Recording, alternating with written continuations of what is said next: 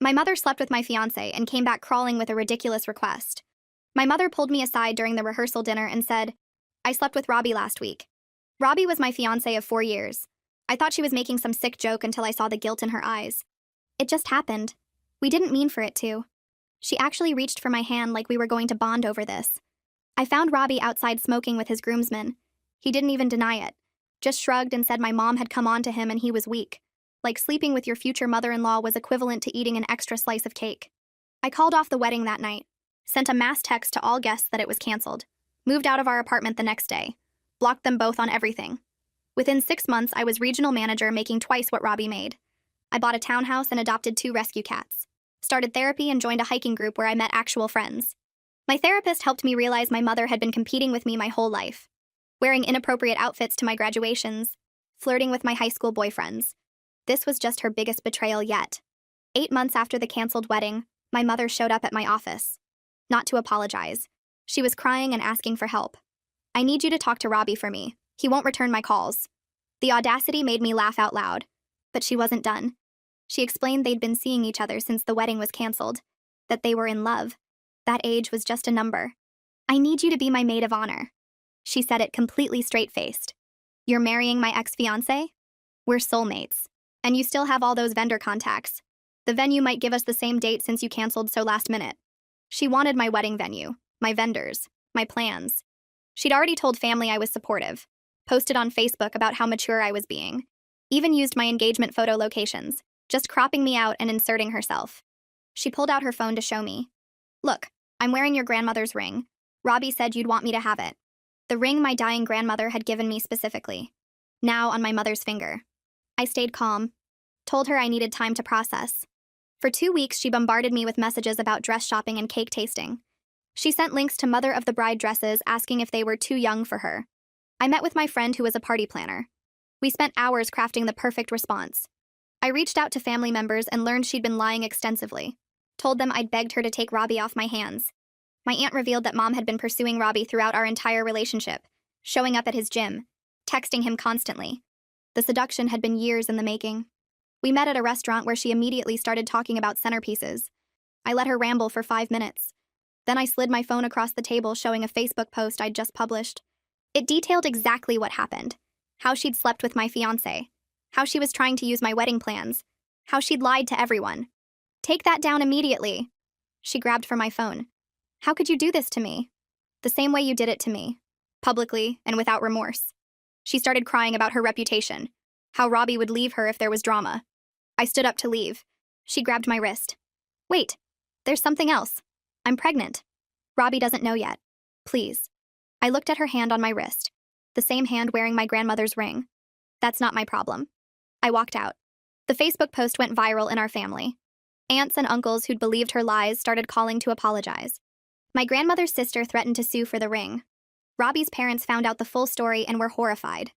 3 weeks later, my mother announced the pregnancy publicly, trying to salvage her image. Robbie proposed properly this time, probably out of obligation. But here's what she didn't expect. Robbie's ex-girlfriend from college reached out to me after seeing my post. She told me my mother wasn't the first older woman Robbie had been with. His pattern was targeting women who could advance his career or lifestyle. My mother had money. I had potential. We were both marks. I forwarded everything to my mother anonymously. She didn't believe it at first. Then she started watching, noticing how Robbie's eyes wandered, how he'd disappear for hours, how he seemed more interested in her credit cards than her company. She called me 6 months pregnant, crying. "You were right. He's been cheating. With someone from his office. She's 23. I listened. I didn't comfort her. "I don't know what to do. I'm alone and pregnant and everyone hates me. You made your choices. Now you live with them." I hung up. My mother had the baby. A girl. Robbie signed away his rights and moved to another state with the 23-year-old. Sometimes I see photos of my half-sister on social media. She looks like me when I was little. Same eyes, same smile. I don't reach out. Maybe one day when she's older and can understand, I'll tell her the truth. But that's not my responsibility right now. I'm engaged again. To a man I met in my hiking group. Someone who's never met my mother and never will. At our wedding, the maid of honor will be my best friend Claire. The mother of the bride seat will be empty. And I'll finally have the day I deserved all along. Female text. My mother pulled me aside during the rehearsal dinner and said, I slept with Robbie last week. Robbie was my fiancé of 4 years. I thought she was making some sick joke until I saw the guilt in her eyes. It just happened. We didn't mean for it to. She actually reached for my hand like we were going to bond over this. I found Robbie outside smoking with his groomsmen. He didn't even deny it. Just shrugged and said my mom had come on to him and he was weak. Like sleeping with your future mother-in-law was equivalent to eating an extra slice of cake. I called off the wedding that night, sent a mass text to all guests that it was canceled, moved out of our apartment the next day, blocked them both on everything.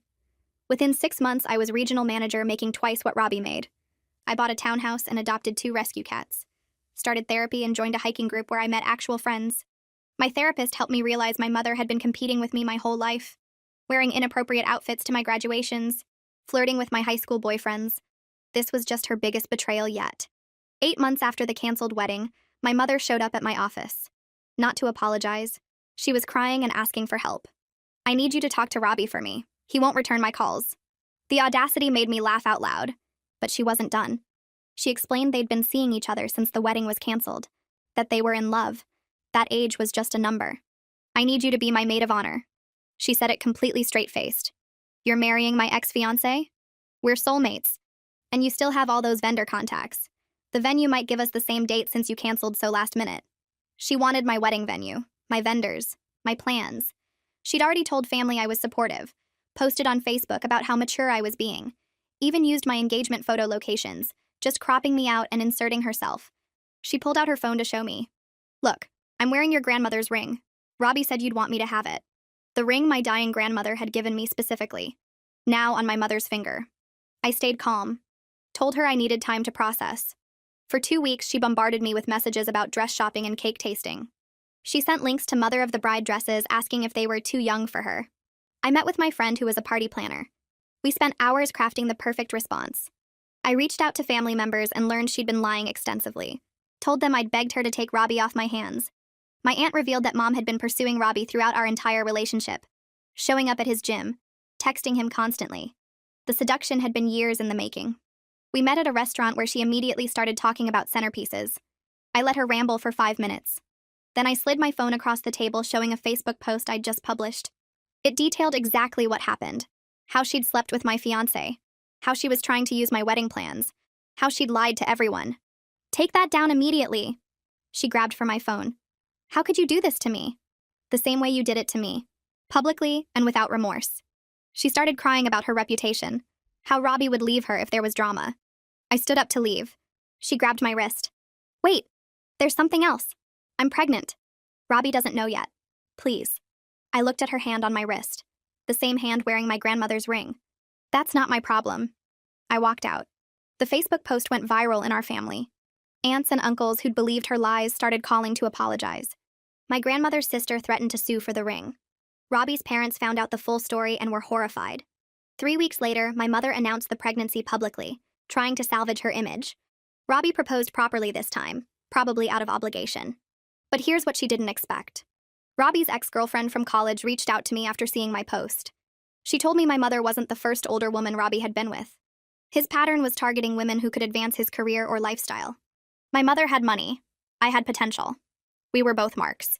I forwarded everything to my mother anonymously. She didn't believe it at first. Then she started watching, noticing how Robbie's eyes wandered, how he'd disappear for hours, how he seemed more interested in her credit cards than her company. She called me 6 months pregnant, crying. You were right. He's been cheating. With someone from his office. She's 23. I listened. I didn't comfort her. I don't know what to do. I'm alone and pregnant and everyone hates me. You made your choices. Now you live with them. I hung up. My mother had the baby. A girl. Robbie signed away his rights and moved to another state with the 23-year-old. Sometimes I see photos of my half-sister on social media. She looks like me when I was little. Same eyes, same smile. I don't reach out. Maybe one day when she's older and can understand, I'll tell her the truth. But that's not my responsibility right now. I'm engaged again. To a man I met in my hiking group. Someone who's never met my mother and never will. At our wedding, the maid of honor will be my best friend Claire. The mother of the bride seat will be empty. And I'll finally have the day I deserved all along. 3 months before my wedding, I sat across from Rachel in her office with fabric samples spread between us. She had this huge binder open to the seating chart page, and we were figuring out the final guest count. Rachel kept pointing at different sections of the venue layout, explaining traffic flow for the cocktail hour. Then she paused and looked up at me with this careful expression that made my stomach tighten. She mentioned the venue got a call yesterday from someone claiming to be my mother. The woman asked about arrangements for her daughter's wedding and wanted to know if she could add herself to the vendor contact list. Rachel said the venue staff thought it was strange since my paperwork clearly stated no mother of the bride. My hands went cold holding the fabric samples. I felt that familiar drop in my chest, the same feeling I got when I first found out about the betrayal. My mother was still trying to worm her way into my life after everything she'd done. I grabbed my phone immediately and started making calls right there in Rachel's office. First the venue, then the caterer, then the photographer, then the florist.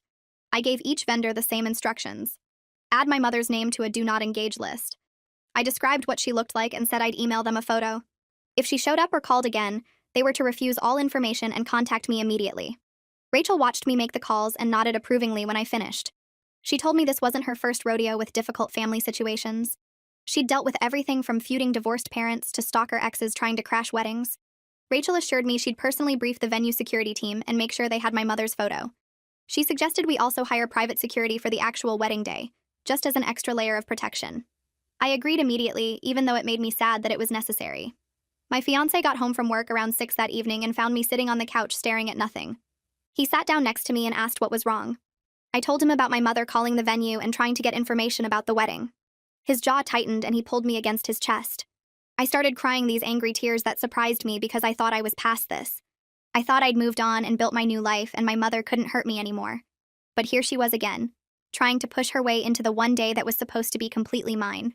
My fiancé held me and let me cry without saying anything for a few minutes. Then he suggested we hire security for the wedding day. I told him Rachel already recommended the same thing and I'd agreed to it. He kissed the top of my head and said we'd do whatever it took to protect our day.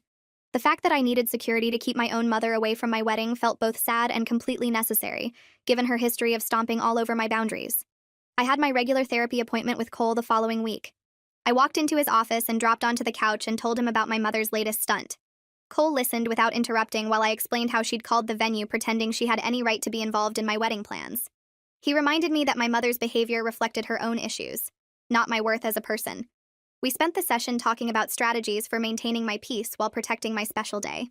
Cole suggested I visualize the wedding going perfectly without any disruption from my mother.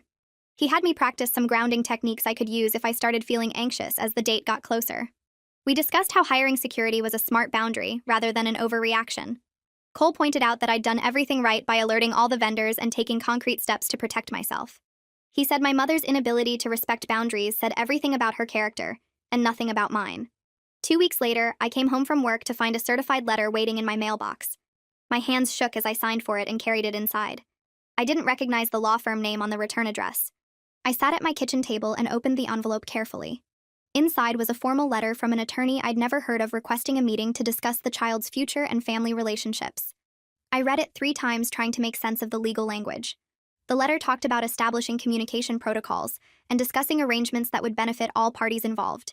It carefully avoided saying anything specific, but the implication was clear.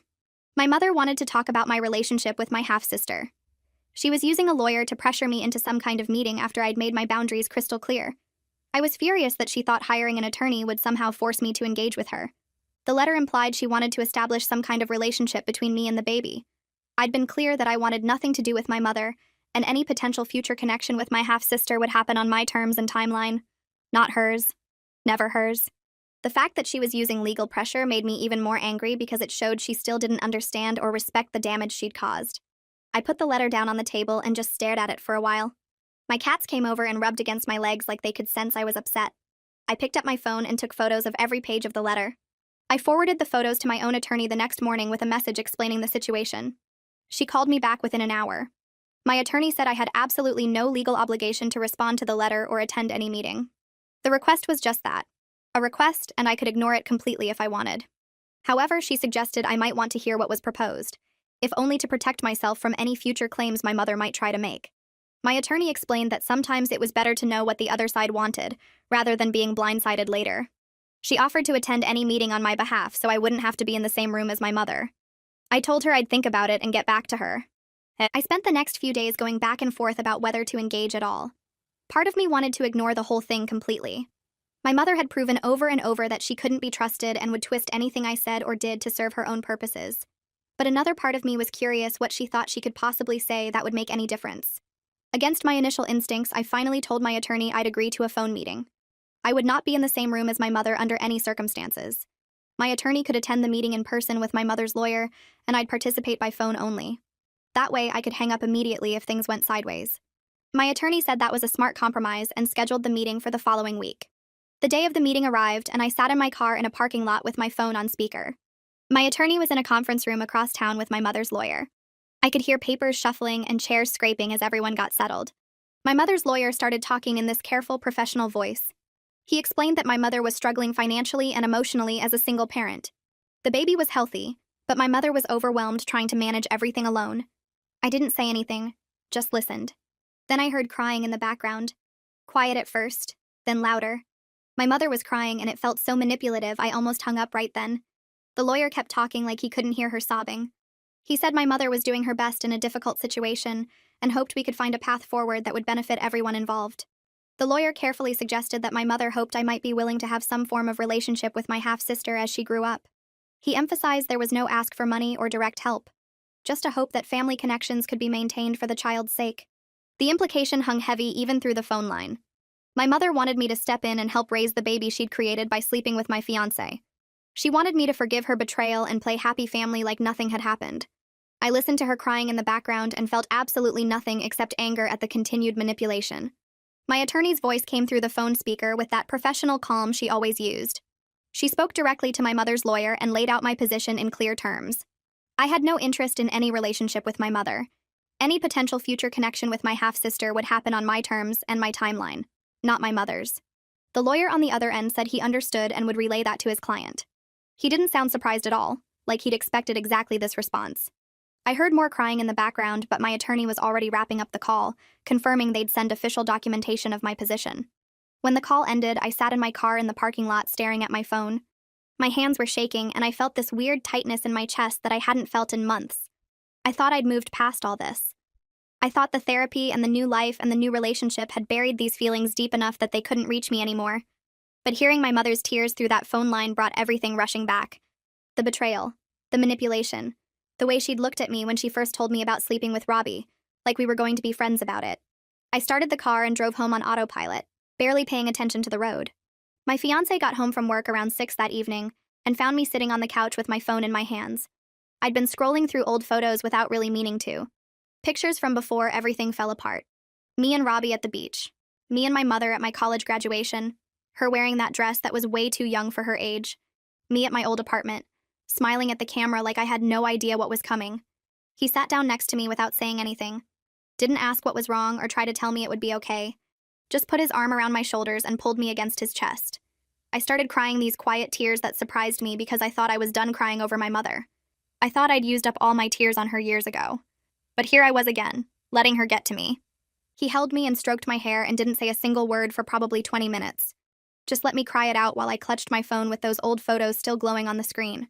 Eventually, I wiped my face and told him about the call. About my mother crying in the background like she was the victim. About how hearing her tears made me feel guilty, even though I knew I had nothing to feel guilty about.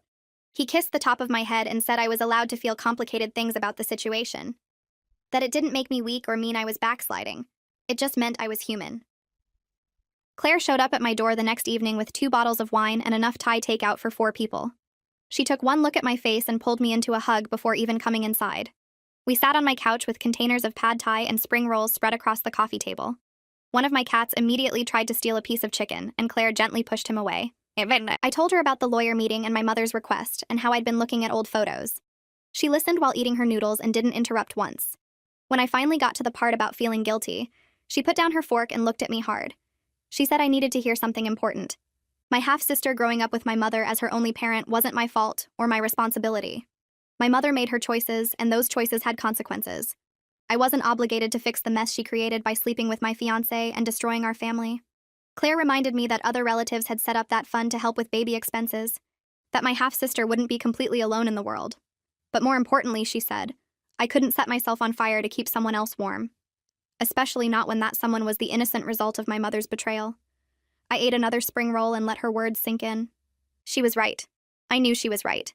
But knowing something intellectually and feeling it emotionally were two different things. I had my regular therapy appointment with Cole the following week, and I walked into his office and dropped onto the familiar couch and told him everything. The lawyer meeting, the photos, the guilt. He listened with that patient expression he always had, the one that made you feel like he had all the time in the world just for you. When I finished talking, he asked me what I was really feeling about my half-sister versus what I was feeling about my mother. I had to think about that for a minute. The feelings were all tangled up together like headphone cords in a pocket. Cole helped me separate them out. My anger at my mother was justified and probably permanent. She'd betrayed me in the worst possible way, and then tried to steal my wedding plans and lie to my family about it. That anger wasn't going anywhere, and it shouldn't. But my half-sister was innocent. She didn't ask to be born into this situation. She didn't choose to have a mother who destroyed her own daughter's life. Cole said I might choose to have a relationship with her one day. Or I might not. Both options were okay. The important thing was that the decision was mine to make on my timeline. Not my mother's, not my family's, mine. He said I didn't have to decide anything right now. I could leave that door open or closed or somewhere in between. Whatever felt right for protecting my peace. I left his office feeling lighter than I had in days. I was at work the next week reviewing quarterly reports when my desk phone rang. The caller ID showed a law firm name I didn't recognize. I almost didn't answer because I was tired of lawyers, but curiosity won out. A woman's voice introduced herself as the attorney for my grandmother's sister. My stomach dropped. She explained that my mother still hadn't returned the family ring despite multiple letters requesting its return. They'd given her plenty of time to do the right thing, but she'd ignored every attempt at contact. Now they were prepared to file theft charges if she didn't surrender the ring within 30 days. The attorney's voice was professional, but I could hear the frustration underneath.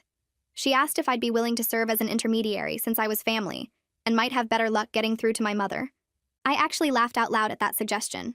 I told her I was probably the last person on earth my mother would listen to.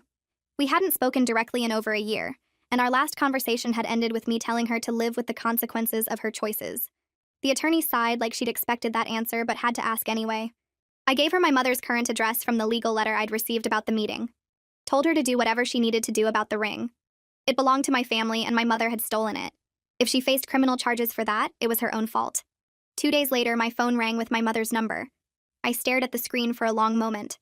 We hadn't spoken directly since that call when she was 6 months pregnant and crying about Robbie cheating on her. Part of me wanted to let it go to voicemail, but a bigger part of me was curious what she could possibly want now. I answered and immediately put her on speaker so my fiancé could hear everything. He was sitting across from me at the kitchen table and he nodded when I made eye contact. My mother's voice came through the speaker and she sounded small. Defeated. Not like the confident woman who'd tried to steal my wedding or the manipulative one who'd cried during the lawyer meeting. She begged me to call off my grandmother's sister. Said the threat of criminal charges was too much. She was already struggling as a single parent and she couldn't handle this on top of everything else. The ring was the only valuable thing she had left. She couldn't bear to give it up. I felt my jaw clench as I listened to her make excuses. My fiancé reached across the table and squeezed my hand. I told her in the coldest voice I could manage that she'd stolen a family heirloom. That ring had been given to me specifically by my dying grandmother. She had no right to keep it. My mother started crying and saying she'd thought of it as a loan. Like I'd just let her borrow my grandmother's ring to wear while she married my ex-fiancé. The lie was so obvious I almost hung up right then. My fiancé squeezed my hand harder and I took a breath. I told her she needed to return the ring to grandmother's sister immediately. That if she faced criminal charges, it was because of her own choices, not because of anything I did. She kept crying and saying she needed the ring, that it was all she had. I could hear the baby making noise in the background and my chest got tight again. But I didn't let that change what I needed to say. I told her the ring wasn't hers to sell. She made the choice to sleep with Robbie and destroy our family. The baby wasn't my problem to fix. My mother's voice changed completely. The crying stopped and anger took over. Requested Reds is on Spotify now. Check out link in the description or comments. She said I was cruel and unforgiving, that I'd turned the whole family against her when she just made one mistake. I could feel my blood pressure rising as I gripped the phone tighter. She kept talking about how everyone hated her now because of me, how I'd ruined her reputation over one little error in judgment. I cut her off mid-sentence. Sleeping with my fiancé wasn't a mistake. It was a choice. A series of choices, actually. Showing up at his gym, texting him constantly, seducing him while I was planning our wedding, then trying to steal my wedding plans and lie to everyone about it. That wasn't a mistake. That was calculated cruelty. She started to argue, but I talked over her. I told her I was done with this conversation. She could return the ring or face criminal charges. Those were her only options. Before I could hang up, her voice got desperate again. She said my half-sister deserved to know her big sister, that I was being selfish by keeping myself away from an innocent baby. I took a breath and said something I'd been thinking for months. My half-sister deserved better than growing up watching her mother manipulate and betray people. She deserved better than learning those patterns. I ended the call. My hands were shaking so bad I almost dropped my phone. My whole body felt like I'd just run a race. Adrenaline made my chest tight and my breathing fast. My fiancé must have heard my voice getting louder because he came into the kitchen. He wrapped his arms around me and I started crying these angry tears that surprised me. Not sad tears. Just pure rage at my mother's continued refusal to take any real responsibility. He held me against his chest while I cried and told me he was proud. Proud that I'd stood my ground. Proud that I didn't let her manipulate me into feeling responsible for her situation. He stroked my hair and said I'd done everything right. The next morning, I woke up to my phone buzzing constantly. 17 missed calls from aunts, uncles, and cousins. I sat up in bed and started scrolling through my notifications. My mother had posted on Facebook again, this time claiming I was trying to have her arrested, that I was keeping her baby from having any family support, that I was cruel and vindictive and had always been jealous of her. I showed my fiancé the post, and he shook his head. He asked if I wanted him to respond, but I said no. I was exhausted by her continued attempts to paint herself as the victim. But I also knew I couldn't let this lie stand without correction. I made coffee and sat at my laptop, drafted a simple Facebook post stating facts without emotion. I explained that my grandmother had given me a specific family ring before she died, that my mother had taken the ring without permission, that my grandmother's sister had legal right to demand its return. I wrote about my clear boundaries regarding not having a relationship with my mother, how those boundaries existed because of her choices and actions, not because of anything I'd done. I kept it short and factual, posted it, and then turned off my phone for a few hours. When I turned it back on that afternoon, the family response was overwhelming. Aunts and uncles were commenting that my mother needed to return the ring immediately, that she needed to stop trying to manipulate me and take responsibility for her actions. Several relatives I barely knew offered to help with baby expenses if she returned the heirloom. That surprised me. I hadn't expected anyone to offer financial help. My cousin messaged me privately saying she'd always known my mother was competitive with me, but hadn't realized how bad it was. 3 days later, I got a call from grandmother's sister's attorney. My mother had returned the ring. Just dropped it off at the law office that morning without saying a word. The attorney said I could pick it up whenever I wanted, or they could mail it to grandmother's sister. I felt this weight lift off my chest that I didn't realize I'd been carrying. That ring had been such a symbol of everything my mother had stolen from me. Knowing it was back where it belonged made me feel lighter somehow. I told the attorney to give it to grandmother's sister. It belonged with her now. My aunt called me that same evening. She said she and several other relatives had set up a small fund to help with my half-sister's basic needs: diapers, formula, clothes, the essentials. She was careful to say this didn't excuse my mother's behavior at all, that everyone understood why I'd cut contact, but they didn't want the baby to suffer because of adult mistakes. I thanked her and said I appreciated them thinking of my half-sister. It was weird feeling relieved that other people were stepping in to help. Part of me had worried that cutting off my mother meant my half-sister would have nothing. But my family was handling it in a way that didn't require me to sacrifice my peace. My aunt said if I ever wanted to meet my half-sister, the family would support that. But there was no pressure or expectation, just an open door if I ever chose to walk through it. I felt something shift inside me when my aunt finished talking. Not forgiveness toward my mother, but something softer toward the baby who didn't choose any of this. My aunt must have sensed it because she reached across the table and squeezed my hand. I thanked her for organizing the family fund and told her I appreciated everyone stepping up for the baby's sake. She said the family understood my boundaries completely, and nobody expected me to change them. If I ever wanted to meet my half-sister someday, they'd support it. But if I never did, they'd support that too. I drove home feeling lighter than I had in weeks, knowing my half-sister wouldn't grow up completely alone even without me in her life. Rachel called me the next morning to schedule our final planning session before the wedding. I met her at her office downtown where she had everything spread across her massive conference table. Seating charts, timeline breakdowns, vendor contact sheets, and photos of the venue setup. She walked me through every detail of the day, from the morning hair appointments to the final sparkler send-off at night. I found myself getting genuinely excited instead of anxious like I'd been during the Robbie wedding planning. Rachel had listened to everything I wanted and created exactly the elegant celebration I'd dreamed of. Deep burgundy linens, cream roses, string lights wrapped around the outdoor ceremony space. Everything felt authentically mine without my mother's shadow trying to reshape it into something else. Rachel noticed my smile and said she could tell I was ready for this. I told her I finally felt like I was having the wedding I actually wanted, not the one someone else tried to force on me. Fatima met us at the venue the following week to show me the final flower designs. She had mock-ups set up in the reception hall, full-scale arrangements that took my breath away when I walked in. Sophisticated clusters of burgundy dahlias, cream garden roses, and touches of eucalyptus that looked nothing like the pastel pink disaster my mother had tried to push on me years ago. These flowers reflected my actual taste, my actual personality, not some fantasy version my mother wanted me to be.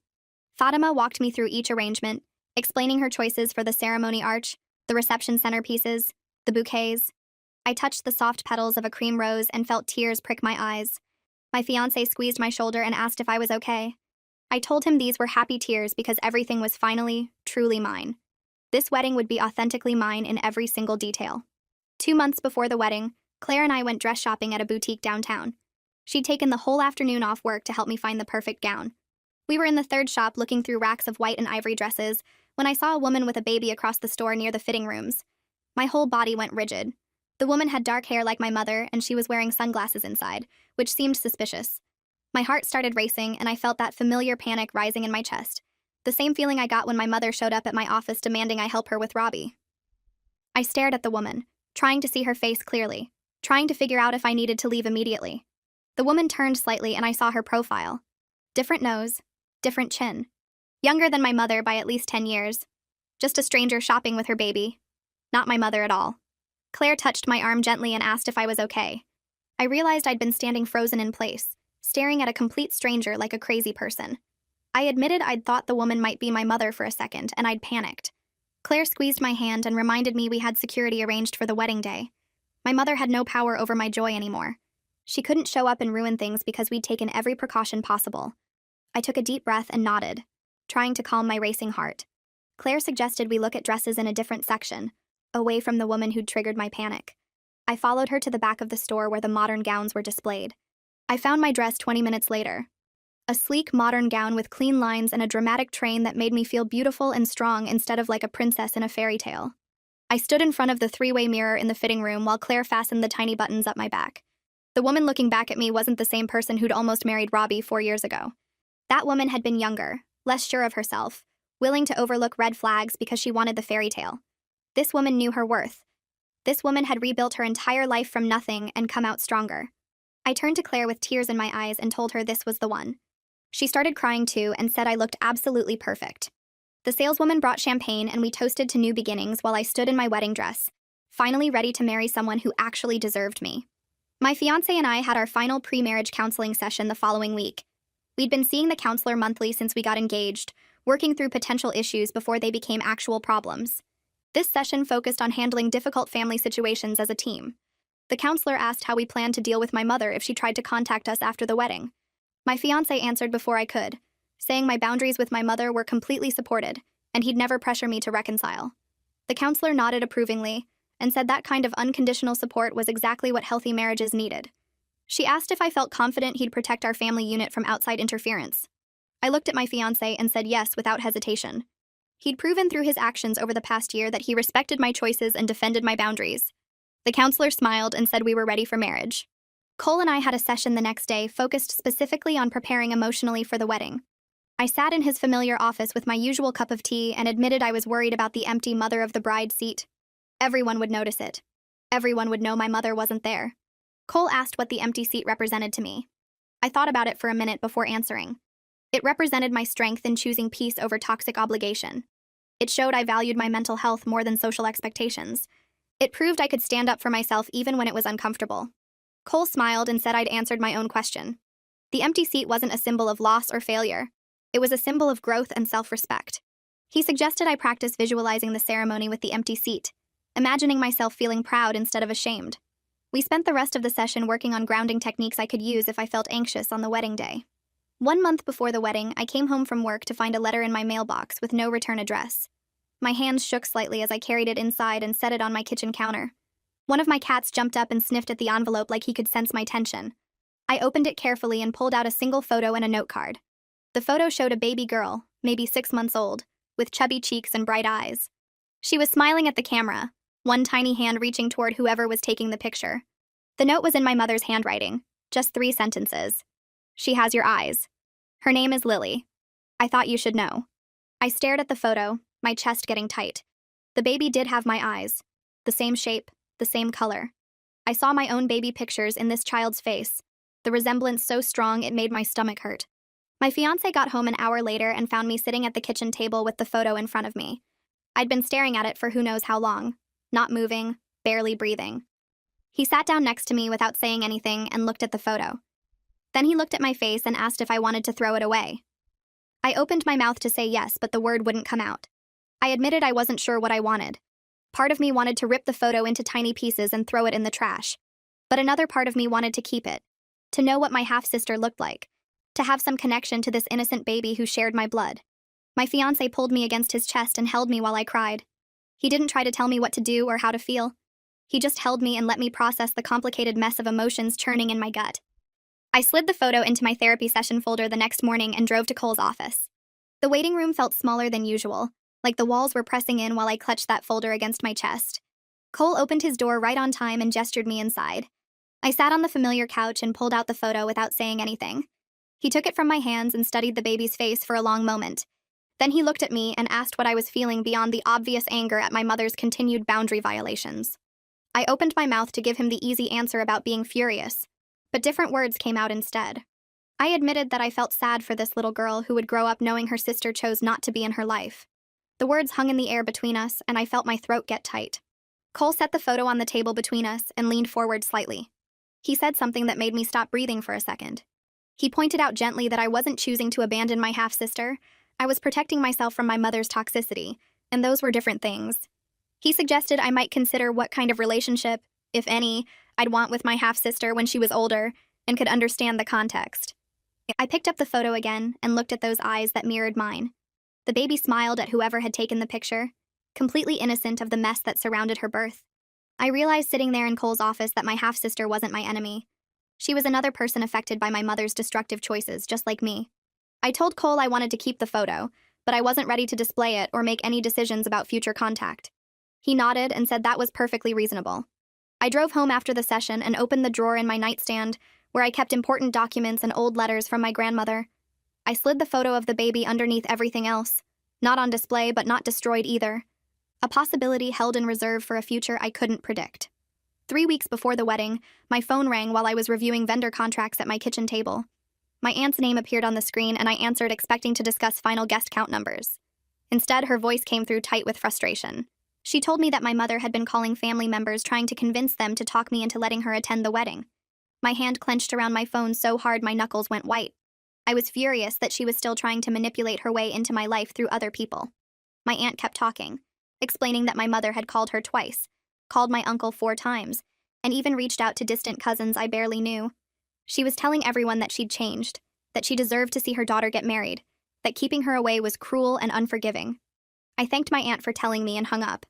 Then I opened my laptop and started typing an email to every family member on my wedding guest list. I wrote clearly and directly that my mother was not invited to my wedding, that security had her photo and would remove her if she showed up, that anyone who brought her as a +1 would be asked to leave immediately. I explained that this boundary wasn't up for discussion or negotiation. I hit send and watched the email whoosh away to 37 recipients. The responses started coming back within minutes. Aunts and uncles replied saying they understood completely and supported my decision. Several relatives apologized for my mother's continued behavior and promised they would not engage with her manipulation attempts. My cousin sent a message saying she was proud of me for standing firm. By the end of the evening, every single family member had responded with support. The final dress fitting happened on a Saturday morning 2 weeks before the wedding. Claire met me at the boutique and we were escorted to the large fitting room in the back. The seamstress brought out my dress on a padded hanger and I changed behind the curtain. When I stepped out, Claire's hand went to her mouth. The dress fit perfectly after all the alterations. Every seam hugged exactly right. The train flowed behind me like water. The seamstress adjusted the bustle and showed me how to manage the train for the reception. Then she brought in the hairstylist and makeup artist for the full trial run. They worked on me for an hour, pinning and curling and applying products until I looked like a polished version of myself. When they spun me around to face the mirror, I barely recognized the woman looking back. Claire was crying actual tears, not just getting misty. She said I deserved this happiness and this beautiful day, that I'd earned it through surviving everything my mother had put me through. I looked at my reflection and something shifted inside me.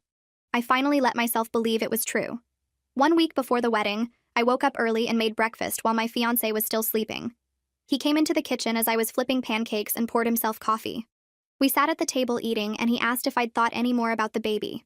I put down my fork and admitted that I had been thinking about her, that I'd kept the photo my mother sent. But I told him clearly that I wasn't ready to make any decisions about potential future contact until after we were married and settled into our new life together. He reached across the table and took my hand. He said that whatever I decided, he supported me completely. Whether that meant maintaining no contact forever, or eventually building some kind of relationship with my half-sister. His unconditional support made something click in my head. This partnership was different from what I'd had with Robbie. My fiancé respected my boundaries without trying to push me toward forgiveness or reconciliation. He trusted me to know what was right for my own peace and healing. I squeezed his hand back and told him I loved him, that I was grateful every day for finding someone who actually understood what respect meant. 2 days before the wedding, I had my final therapy session with Cole. I walked into his office and sat on the couch one last time before everything changed. He asked me to reflect on how far I'd come since the original betrayal at my first wedding rehearsal dinner. I thought about that night when my mother pulled me aside and destroyed everything. About calling off the wedding and moving out and blocking everyone. About building my career and buying my townhouse and adopting my cats. About meeting my fiancé in the hiking group and learning what healthy love looked like. Cole pointed out that I'd built a life rooted in my values. That I was surrounded by people who respected my boundaries and celebrated my success. He said watching my growth over these sessions had been remarkable. I felt tears prick my eyes. But they were different tears than the ones I'd cried in his office months ago. These weren't tears of pain or betrayal. They were tears of relief and gratitude for making it through to the other side. I asked Cole the question that had been bothering me for weeks. I asked if he thought I was a bad person for not helping my half-sister more directly, for not being in her life, for letting her grow up with only my mother. Cole leaned back in his chair and looked at me with that patient expression I'd come to trust. He reminded me that I was allowed to protect my peace, that maintaining boundaries with my mother didn't make me responsible for the consequences of her choices. He said my half-sister's situation was sad, but it wasn't my fault, and it wasn't my obligation to fix. That other family members had stepped up to help, and that was enough. I left his office feeling lighter than I had in months, ready to walk down the aisle in 2 days and start my new life without guilt weighing me down. The rehearsal dinner was at a small Italian restaurant downtown, with white tablecloths and candles on every table. My fiancé's parents stood up with their wine glasses and made a toast about how happy they were to welcome me into their family. His mom got teary when she talked about watching us together and knowing we were meant for each other. I felt this warm feeling spread through my chest as I looked around the table at all these people who genuinely cared about me. My aunt was there with my uncle. Claire sat next to me, squeezing my hand under the table. My fiancé's sister and her husband were laughing at something his dad said. These were people who showed up for me, who believed me, who stood by my choices. I'd lost my mother, but I'd gained a real family that actually functioned like families should. The empty chair where my mother would have sat didn't bother me anymore. It just reminded me that I'd chosen peace over toxicity, and that was the right call. After dinner, Claire pulled me into the hallway near the bathrooms. She hugged me tight and told me she was so honored to be my maid of honor tomorrow. Her voice got shaky when she said watching me rebuild my entire life after what my mother did had taught her what real strength looked like. She said most people would have stayed bitter, or let the betrayal define them forever, but I'd turned it into fuel to become someone better. I started crying a little and she laughed and said we needed to save the tears for tomorrow. We went back to the table and finished dessert while everyone told embarrassing stories about me and my fiancé. His college roommate told this whole thing about how my fiancé talked about me constantly after we first met in the hiking group. How he knew right away I was different from anyone he'd dated before. My fiancé turned red and everyone laughed, but he squeezed my hand and didn't deny it. That night I got into bed and actually fell asleep within minutes. No tossing and turning. No anxiety dreams about my mother showing up and making a scene. I'd taken every possible precaution. Security had her photo. Every vendor knew not to engage with her. My family had promised to shut down any attempts she made to contact them. I'd done everything I could to protect my day, and now I just had to trust that it would work. My fiancé had proven through a year of consistent actions that he respected me and my boundaries. He'd never once pressured me to forgive my mother or suggested I was being too harsh. He'd stood beside me through every difficult decision and made it clear my peace mattered more than social expectations. Tomorrow, I'd marry someone who actually deserved me. My alarm went off at 6 and sunlight was already coming through the curtains. The weather app showed clear skies and 70 degrees. Perfect wedding weather. Claire showed up at 7 with coffee and bagels and my bridesmaids arrived right after. We took over the hotel suite with makeup bags and curling irons and the dress hanging on the closet door. The hairstylist worked on Claire first while I sat in my robe eating a bagel and watching everyone get ready. My bridesmaid kept making jokes and taking selfies. The makeup artist played music from her phone. Everything felt light and happy instead of tense like it had been during the Robbie wedding planning. Back then, my mother had been hovering constantly, criticizing my choices, trying to make everything about her. Now she wasn't here, and I felt free. The empty mother of the bride seat didn't haunt me at all. It represented freedom from someone who'd spent my whole life competing with me instead of supporting me. The photographer arrived and started taking pictures of us getting ready. Claire helped me into my dress and buttoned up the back. I looked at myself in the full-length mirror and barely recognized the woman looking back. Strong, happy, ready. My fiancé and I had written our own vows about partnership and respect, and building a life based on honesty. No more pretending things were fine when they weren't. No more accepting behavior that hurt me just to keep the peace. I'd learned those lessons the hard way, but at least I'd learned them before marrying the wrong person. The ceremony was in a garden behind the venue with white chairs set up in rows and an arch covered in burgundy dahlias and cream roses. I stood at the back with my uncle who'd agreed to walk me down the aisle. The music started and everyone stood up. I could see my fiancé at the front in his suit and his face lit up when he saw me. That moment made everything worth it. All the pain and betrayal and hard work rebuilding my life had led me here to someone who actually valued me. We walked down the aisle and my uncle kissed my cheek before handing me off. The officiant started talking about love and commitment, but I was just looking at my fiancé's face. He had tears in his eyes. When it came time for vows, he pulled out a folded piece of paper, and his voice shook a little as he read about how I'd taught him what real partnership looked like. How he promised to always respect my boundaries and support my choices, and be the kind of husband who made my life better, not harder. I read mine about finally understanding what healthy love felt like and promising to build a life with him based on honesty and mutual respect. The reception was in the main hall with those burgundy linens and cream roses everywhere. People kept coming up to me saying how beautiful everything was and how happy they looked to see me thriving. My aunt hugged me and whispered that my mother had tried calling her that morning, but she'd sent it straight to voicemail. She said I should know that the whole family supported my decision, and nobody blamed me for keeping my mother out of my life. I thanked her and felt grateful that I had family members who actually understood boundaries and respected them. The DJ announced our first dance, and my fiancé led me to the middle of the floor. He pulled me close and whispered that he was the luckiest man alive. I thought about how my mother's betrayal had felt like the end of the world 4 years ago, how I'd thought I'd never trust anyone again or feel happy. But that betrayal had actually led me here to someone who truly understood what love and respect meant. Claire's maid of honor speech made everyone laugh when she told stories about me adopting my cats and naming them after pasta shapes. Then she got serious and talked about watching me transform pain into power. She said I'd shown her what real strength looked like by refusing to let betrayal define me. She raised her glass and everyone toasted to resilience and new beginnings. People were wiping their eyes and my fiancé squeezed my hand under the table. The rest of the reception flew by with dancing and cake cutting, and my fiancé's dad giving a speech about how proud he was to have me as a daughter-in-law. As things started winding down around 10, I found myself thinking about Lily for the first time all day, wondering what kind of person she'd grow up to be with my mother as her only parent. Whether she'd learn the same manipulative patterns or somehow break free from them. Part of me felt sad that she'd grow up knowing her older sister chose not to be in her life. But another part of me knew I'd made the right choice for my own peace. Maybe someday when she was older and could understand the full context, I'd be open to meeting her. But that decision was mine to make on my timeline, not my mother's or anyone else's. Right now, I needed to focus on building this new life with my husband. The DJ announced last dance and everyone gathered on the floor. Then we lined up outside for the sparkler exit. Someone handed out long sparklers and lit them all at once. My husband and I walked through the tunnel of light while everyone cheered and took pictures. We got into the car that was taking us to the hotel and I looked back at everyone waving. I felt lighter than I had in years, finally free from my mother's shadow and the weight of her constant competition and betrayal. We drove away toward our honeymoon suite and our trip to Italy next week, and the whole future we were building together. A future based on respect and honesty and actual love instead of manipulation and lies. We flew to Florence 3 days after the wedding, and I spent the entire flight holding my husband's hand while he pointed out Italian phrases in the guidebook. The plane landed at sunset, and we took a taxi through winding streets to a small hotel in the countryside outside the city. Our room had windows that opened onto vineyards stretching toward distant hills. I stood at the window breathing in air that smelled like grapes and lavender while my husband unpacked our suitcases behind me. We ate dinner on the hotel terrace under string lights with other couples celebrating anniversaries and honeymoons. The waiter brought wine and pasta, and my husband toasted to our future without any shadow of the past hanging over us. I realized I hadn't thought about my mother once since we left the reception.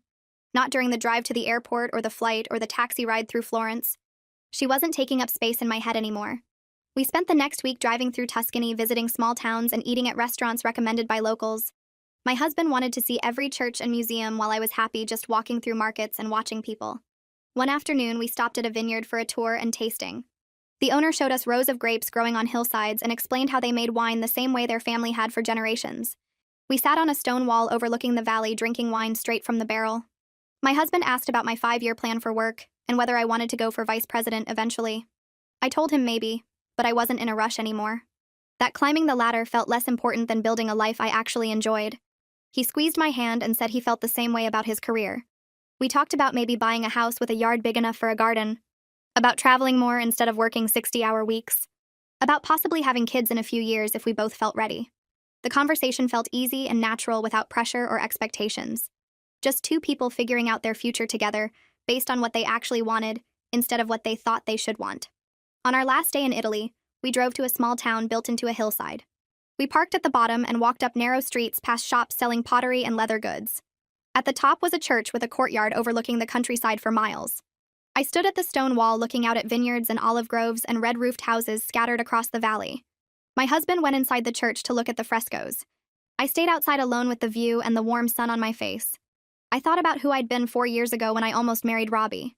That version of me had been so focused on checking boxes and meeting expectations, getting engaged, planning the perfect wedding, starting a family on schedule. I'd ignored every red flag because the timeline mattered more than the actual person I was marrying. Now I was standing in Italy on my actual honeymoon with someone who respected my boundaries and supported my choices. I had a career I'd built through my own work, not because someone handed it to me. Friends who showed up when things got hard instead of disappearing. A therapist who helped me process trauma instead of just pushing me to forgive and move on. I wasn't the daughter who got betrayed anymore. I was a regional manager who earned her position. A friend who people trusted and valued. A wife building a partnership based on honesty instead of obligation. Those identities felt more real and more important than being my mother's daughter ever had. My husband came out of the church and wrapped his arms around me from behind. We stood there watching the sun move across the valley without saying anything. We flew home 2 days later and I slept most of the flight. Exhausted but content. My husband drove us from the airport to our townhouse and helped me carry our suitcases inside. Both cats ran to greet us, meowing loudly about being abandoned for 10 days. I fed them while my husband sorted through the mail that had piled up on the front table. He handed me a cream-colored envelope with my aunt's handwriting on the front. Inside was a card with a watercolor painting of flowers on the front. My aunt had written a short note saying how beautiful the wedding was, and how proud my grandmother would have been to see the woman I'd become. She'd included 3 photos from the reception. One of me and my husband during our first dance. One of me laughing with Claire during the maid of honor speech. One of the whole wedding party gathered around our table. I looked at the photos for a long time, seeing genuine happiness on my face instead of the forced smile I'd worn in photos with Robbie. My husband came up behind me and looked over my shoulder at the pictures. He kissed the top of my head and said we should frame them. I agreed, and we spent the next hour hanging photos throughout our townhouse. The wedding pictures went in the living room where we'd see them every day. Photos from Italy went in the hallway. Pictures of our cats went in the bedroom. We were creating a home that reflected our actual life instead of some fantasy version we thought we should have.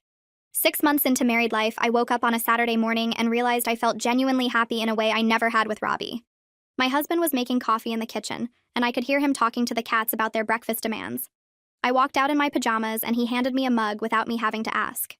We sat at our kitchen table reading the news on our phones and making plans for the day. Nothing dramatic or exciting, just grocery shopping and cleaning the house and maybe watching a movie that night. But it felt right in a way my old life never had. I'd built something real based on respect and honesty instead of competition and manipulation. My mother's betrayal would always be part of my story. I couldn't erase what happened or pretend it didn't shape who I became. But it wasn't the defining chapter anymore. This life I'd created with people who actually valued me, this was what mattered now. Well, that was totally normal and not emotionally scarring at all. Perfectly fine. Anyway, hit subscribe so we can do this again for some reason.